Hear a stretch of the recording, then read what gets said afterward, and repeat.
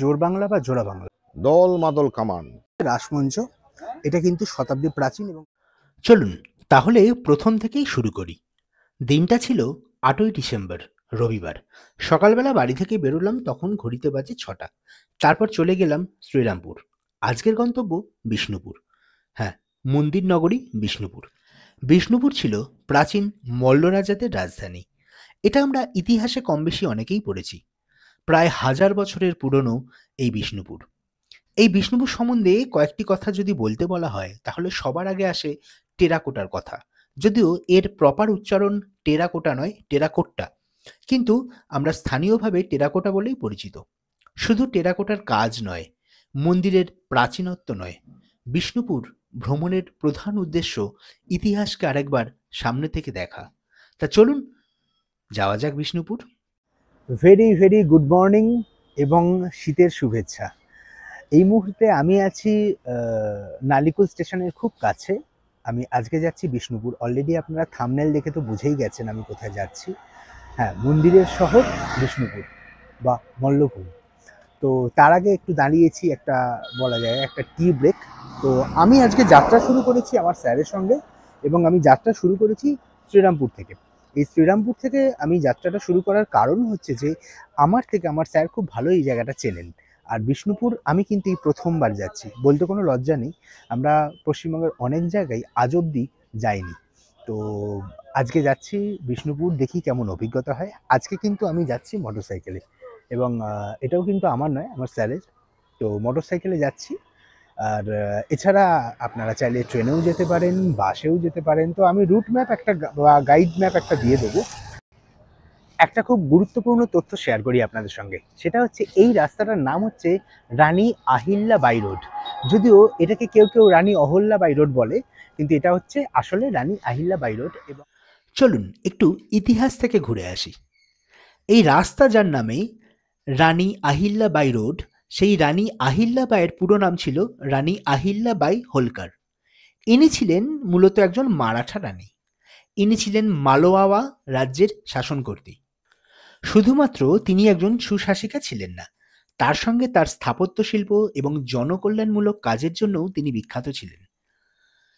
এই রানী আহিল্যা বাই বিভিন্ন মন্দির, ঘাট, কুয়ো, বিশ্রামাগার নির্মাণ করেন। এছাড়া তার স্থাপত্য শিল্পের জন্য তিনি বিশেষভাবে স্মরণীয়। তার মধ্যে কয়েকটি উল্লেখযোগ্য হল কাশী বিশ্বনাথ মন্দির, যেটি বর্তমান বারাণসীতে, এবং গয়ার বিষ্ণুপদ মন্দির। এই রানী আহিল্যাবাইয়ের নামেই মহেশ্বরে একটি ফোর্ট আছে, যেটা তাঁর সময়ে তাঁর প্রশাসনিক সদর দপ্তর ছিল। রাস্তার সৌন্দর্য দেখতে দেখতে চললাম বিষ্ণুপুরের পথে। আমি একটু অতিরিক্তই এক্সাইটেড, তার কারণ প্রথমবার বিষ্ণুপুর যাচ্ছি। শুধু তাই নয়, যাচ্ছি আমার অত্যন্ত প্রিয় মানুষের সঙ্গে, যে মানুষ ইতিহাস গুলে খেয়েছে, যে মানুষ বর্ণনা করেন ইতিহাসকে একটা সম্পূর্ণ অন্যভাবে, ঠিক যেভাবে সবাই ইতিহাসকে ভালোবাসতে পারে ঠিক সেইভাবে। সে গল্প পরে কোনো সময় হবে। তবে তার আগে বলি, চলে এলাম, বা বলা যায় পৌঁছে গেলাম জয়পুর জঙ্গলে। জয়পুর জঙ্গল নিয়ে আমি বিস্তারিত তথ্য পরে দেবো। শুধু বলে রাখি, বিষ্ণুপুর থেকে মাত্র 12 থেকে 14 কিলোমিটার দূরেই এই জয়পুর জঙ্গল।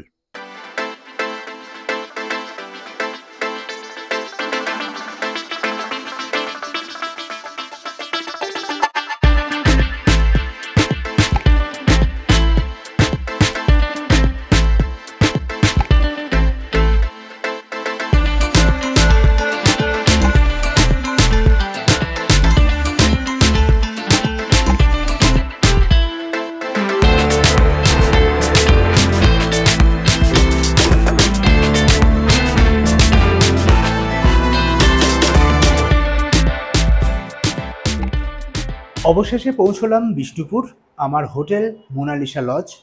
আমি এই রুমের রিভিউ পরে দেবো। আর তার আগে বলে দিই, এটা কিন্তু কোনো পেইড প্রমোশন নয়।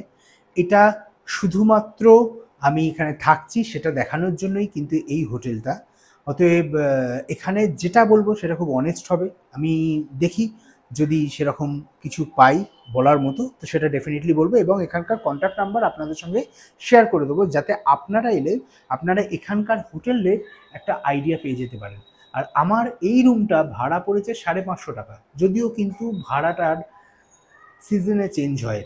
যেমন এখন শীতকাল আসছে, বড়দিন আসছে সামনে, এখন কিন্তু ভাড়াটা বেড়ে যাবে, এবং আবার বড়দিন থেকে জানুয়ারির প্রথম সপ্তাহ পর্যন্ত ভাড়াটা বেশি থাকে।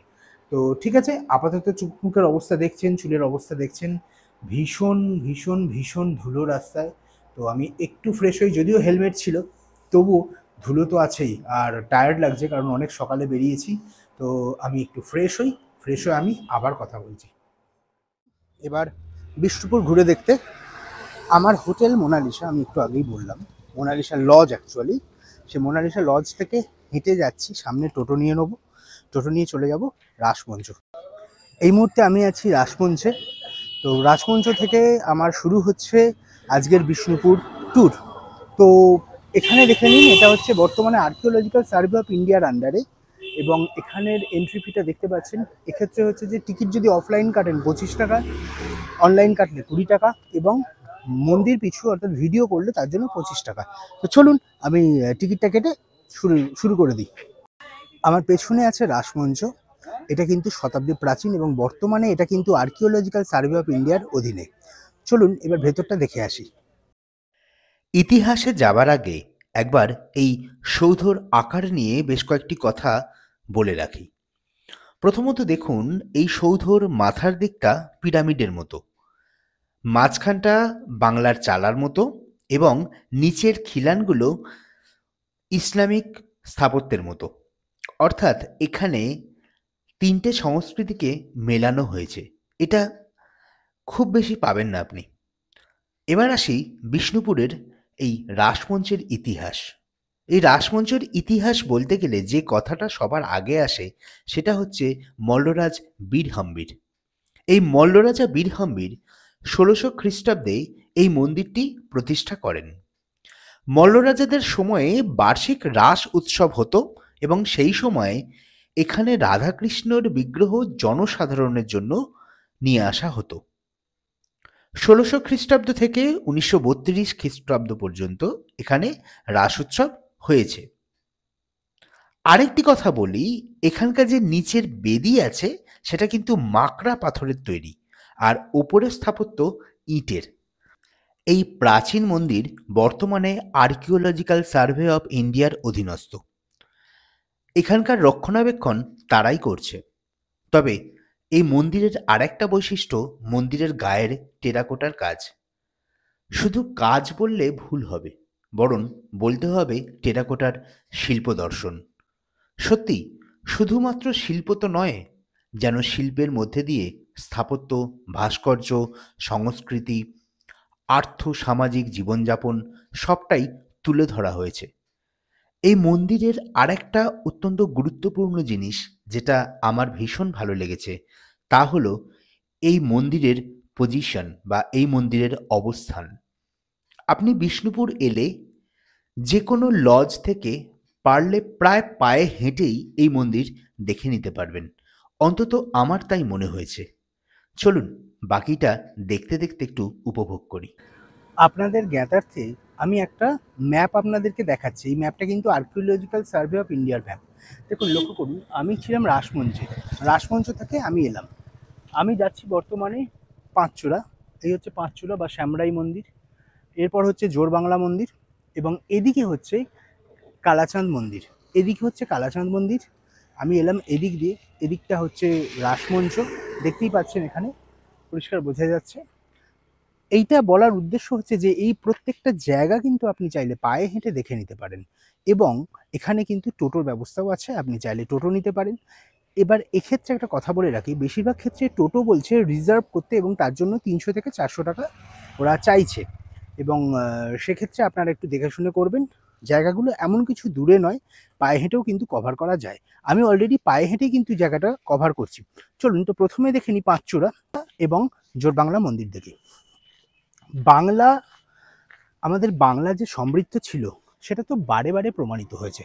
যেমন ধরুন, বাংলার শিল্প, সংস্কৃতি, সাহিত্য, স্থাপত্য, ভাস্কর্য, চিত্রকলা প্রত্যেকটা জিনিসই কিন্তু ভীষণভাবে সমৃদ্ধ ছিল। সেই সমৃদ্ধির প্রতীক হচ্ছে এই বিষ্ণুপুর। বিষ্ণুপুরে কিন্তু পরতে পরতে বিভিন্ন জায়গায় বিভিন্ন রকম আর্কিওলজিক্যাল এভিডেন্স রয়েছে, এবং এই এভিডেন্সগুলো কিন্তু এটা প্রমাণ করছে যে একটা সময় আমরা কেমন ছিলাম। তার আগে বলে রাখি যে এইটা হচ্ছে মল্লভূমি, অর্থাৎ মল্লদের ভূমি, মল্লরাজেদের ভূমি। তার ফলে এই জায়গার সঙ্গে কিন্তু ওতপ্রোতভাবে ইতিহাস জড়িত, এবং সেটা কিন্তু বর্তমান ইতিহাস নয়, সেটা অনেক প্রাচীন ইতিহাস। এই হচ্ছে শ্যামরায় মন্দির যাবার পথ। দেখতেই পাচ্ছেন পথ নির্দেশিকা রয়েছে, এবং এই অ্যাম্বিয়েন্সটাও বেশ সুন্দর। এখান দিয়ে কিছুটা হেঁটে গেলেই কিন্তু শ্যামরায় মন্দির, আর এখানে প্রত্যেকটা মন্দির কিন্তু পায়ে হেঁটে দেখে নিতে পারেন। খুব একটা দূরত্ব নয়, তবে যদি হাঁটতে অসুবিধা হয় সেক্ষেত্রে টোটো রয়েছে। এই শ্যামরায় মন্দির কিন্তু এখানকার অন্যতম একটা শ্রেষ্ঠ আকর্ষণ। একটু আগে আমি মল্লরাজ বীরহাম্বীরের কথা বললাম। এই মন্দিরটার নাম শ্যামরায় মন্দির বা পাঁচচূড়া মন্দির বলেই পরিচিত। এই মন্দির রাধাকৃষ্ণের আনন্দের জন্য এই বীরহাম্বীরের পুত্র রাজা রঘুনাথ সিং 949 মল্লাব্দে তৈরি করেন, বা বলা ভালো দান করেন। পোড়ামাটির অলঙ্করণের প্রাচুর্যে এই ইটের মন্দিরটি সর্বশ্রেষ্ঠ বলেই বিবেচিত হয়, এবং এই মন্দিরটির গায়ে ভিতরে এবং বাইরের দিকে রাসলীলা, ফুলকারি কাজ, রামায়ণ ও মহাভারতের দৃশ্য দেখা যায়। এটিও বর্তমানে আর্কিওলজিক্যাল সার্ভে অফ ইন্ডিয়ার অধীনস্থ। এই মন্দিরের প্রতিষ্ঠাকাল ইংরাজির 1643 খ্রিস্টাব্দ।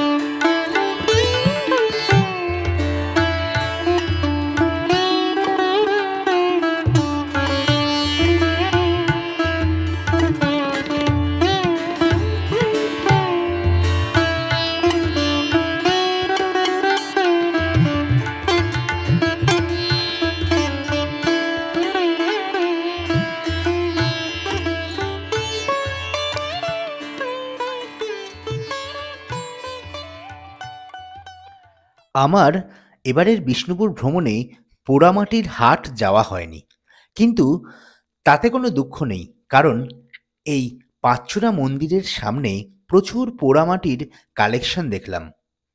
চাইলে আপনারা এখান থেকে কেনাকাটা করতে পারেন, এবং এখানে কিন্তু একটু বার্গেনিং করেই আপনাকে কিনতে হবে, কারণ এক একটা জিনিসের দাম এক একজনের কাছে এরা এক এক রকম বলছে। এটাই স্বাভাবিক, কারণ ট্যুরিস্ট স্পট এটাই হয়। ওই যে দূরে দেখছেন ওটাই রাধাশ্যাম মন্দির। তবে তার আগে জোরবাংলাটা ঘুরে আসি, এই জোরবাংলা বা জোড়া বাংলা। চলুন যাওয়া যাক। আপনারা যারা আমার ইকো পার্ক সিরিজ দেখেছেন তারা অবশ্যই দেখবেন সেখানে বিষ্ণুপুর বলে জোরবাংলাকে দেখানো হয়েছে। তো বলা ভালো, ওই জোরবাংলা মন্দিরের ডুপ্লিকেট বা রেপ্লিকা দেখে আমার কিন্তু মনে হয়েছিল যে একবার বিষ্ণুপুর যাওয়ার ভীষণ দরকার। তাই আর দেরি না করে চলে এলাম বিষ্ণুপুর। চলুন এবার এই জোরবাংলা মন্দির সম্বন্ধে কিছু তথ্য জেনে নেওয়া যাক। আপনি কি জানেন এই মন্দিরের আরেক নাম কৃষ্ণকায় মন্দির? এটিও বাংলার স্থাপত্যের একটি অন্যতম নিদর্শন। মল্লরাজ প্রথম রঘুনাথ সিংহ ১৬৫৫ খ্রিস্টাব্দে এই মন্দিরটি প্রতিষ্ঠা করেন। পরপর সংযুক্ত দুটি দুচালা কুটিরের সমন্বয়ে গঠিত এই মন্দির এবং এই সংযুক্ত অংশের মধ্যস্থলে একটি চারচালা শিখর বিদ্যমান।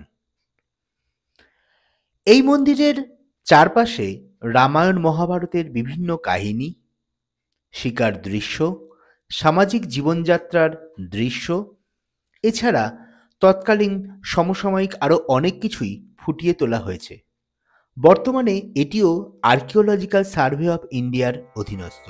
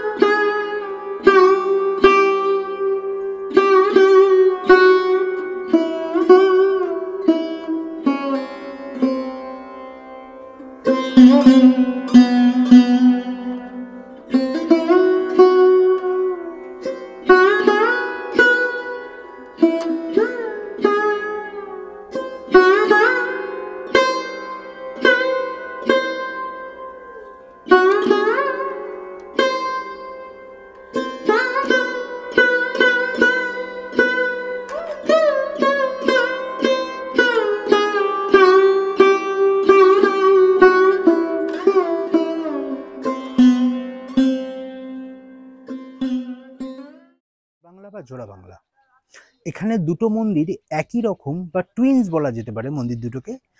একটা সময় এখানে পিছন দিকে শ্রী চৈতন্য দেবের স্ট্যাচু ছিল বা মূর্তি ছিল, বর্তমানে কিন্তু সেটা নেই। যাই হোক, আর এই মন্দিরের টাইমিং বিকেল 5টা পর্যন্ত খোলা থাকে, প্রতিদিনই খোলা থাকে।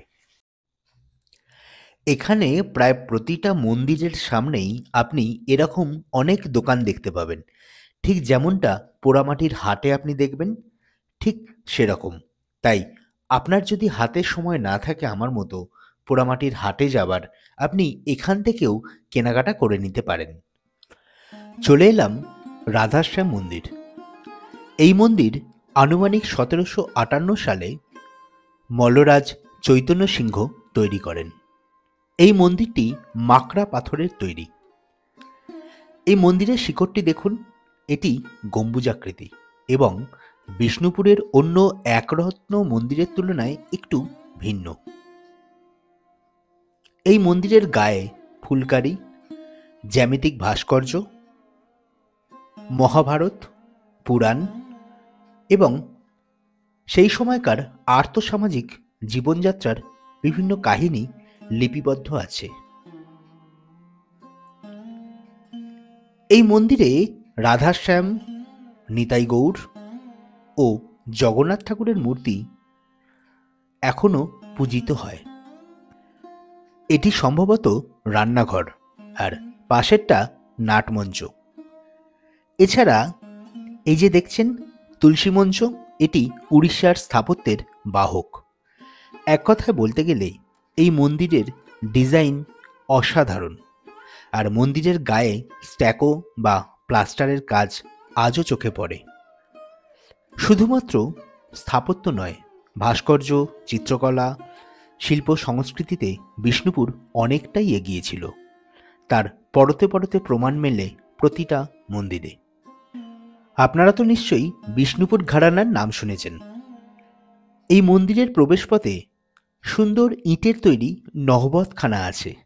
একসময় এখানে বিভিন্ন বাদ্যযন্ত্র ও সানাই বাজানো হতো, আর বিষ্ণুপুরী ঘরানার যে মিউজিক তাকে এখানে প্রেজেন্ট করা হতো। শুধু এখানে নয়, সারা পৃথিবীতে বিষ্ণুপুর ঘরানার সঙ্গীত আজও সমাদৃত সমানভাবে।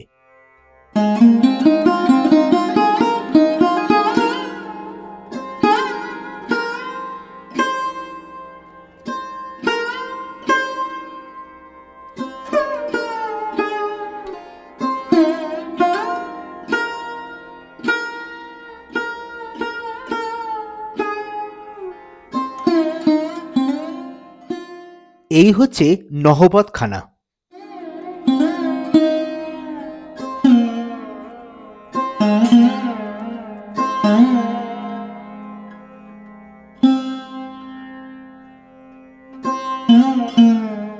কথিত আছে দেবীর দৈবাদেশ পেয়ে মহারাজ জগৎমল্ল 997 খ্রিস্টাব্দে এই মন্দির তৈরি করেন। এটি মৃন্ময়ী মন্দির। এই মন্দিরের মূর্তিটি গঙ্গামাটির তৈরি এবং দুর্গোৎসবের সময় 15 দিন ধরে পটে পুজো হয়। মল্ল রাজাদের সময় থেকে এখনো অবধি এই মায়ের পুজো হয় তোপধ্বনি করে। শোনা যায় রামকৃষ্ণদেব মাকে দর্শন করতে এখানে এসেছিলেন। এখনো মহাষ্টমীর সন্ধিক্ষণের সময় তোপধ্বনি দেখতে প্রচুর পর্যটক এখানে ভিড় করেন।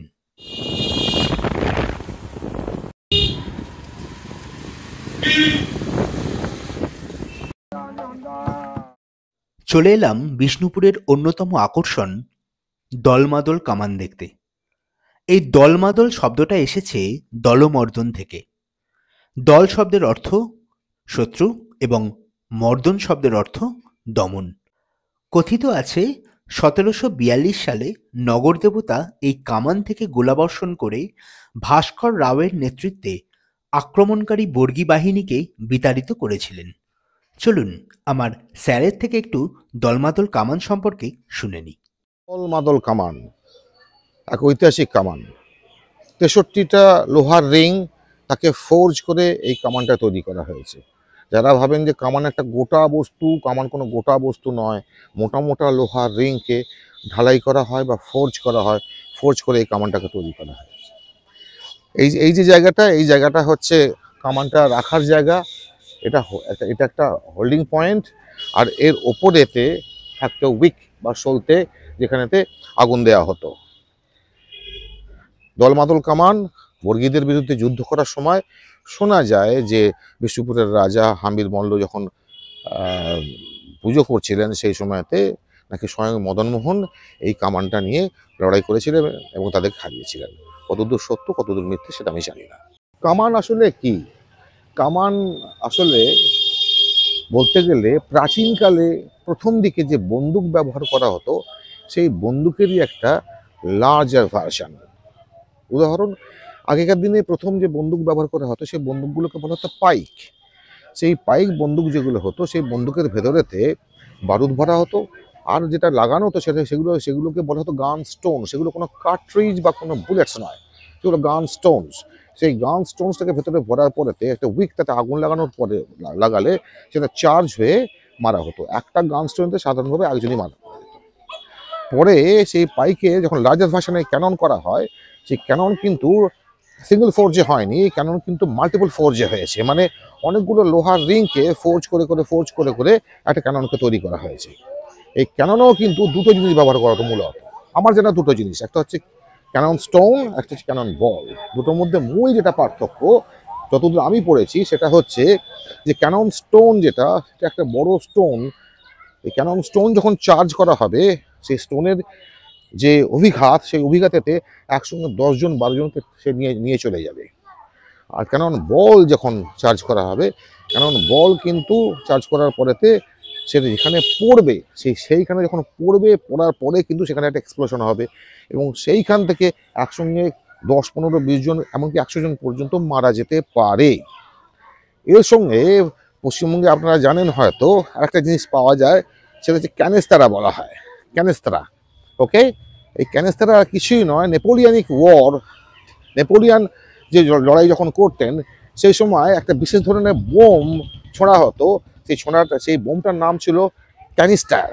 সেই বোমের ভেতরেতে বহু রকমের স্প্লিন্টার্স থাকতো এবং একটা বড় যেগুলোকে আমরা ক্যানেস্তারা বলি, সেই ক্যানেস্তারার ভেতরে ভরেই সেই বোমটাকে ফেলা হতো। তাতে উইক থাকতো, সেটা বিস্ফোরিত হতো এবং একসঙ্গে বহু লোক মারা যেতে পারত। এবং যে যন্ত্র থেকে সেই বোমটাকে ছোঁড়া হতো তাকে বলা হতো ব্যালিস্টে। এই ব্যালিস্টে কিন্তু আলেকজান্ডার থেকে আরম্ভ করে, পুরু থেকে আরম্ভ করে, জুলিয়াস সিজার থেকে আরম্ভ করে প্রত্যেকেই সেটা ব্যবহার করেছেন। এবং তার যেটা সর্বশেষ রূপ বলা যেতে পারে সেটা হচ্ছে এই ক্যানন বা পাইক বা বরকান্দাজদের হাতে যে বন্দুকটা হতো সেই বন্দুক। এবং ক্যাননের প্রকারভেদ আছে, ছোট হয় বড় হয়। ভারতবর্ষের সব থেকে বড় ক্যাননটা রাজস্থানেতে আছে এবং সেটা দিয়ে বোধহয় যতদূর আমার জানা 28 কিলোমিটার দূর পর্যন্ত ফায়ার করা যেতে পারতো। ইন অল প্রবাবিলিটি ওটা একবারই ফায়ার করা হয়েছে, তারপর ফায়ার করা হয়নি। যদি কখন রাজস্থান যান তখন নিশ্চয়ই এটা দেখতে পাবেন। এই হচ্ছে পোড়ামাটির হাট। এটা বিষ্ণুপুরের একটা অন্যতম শ্রেষ্ঠ আকর্ষণ। আপনারা চাইলে এখানে কেনাকাটা করতে পারেন, আর এখানে দেখে নিতে পারেন ছিন্নমস্তার মন্দির। আজকের গল্প এইটুকুই।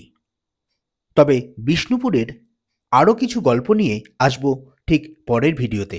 তাই ততক্ষণ সবাই ভালো থাকুন, সুস্থ থাকুন এবং অপেক্ষা করুন। খুব তাড়াতাড়ি ফিরছি আর একটা নতুন ভিডিও নিয়ে।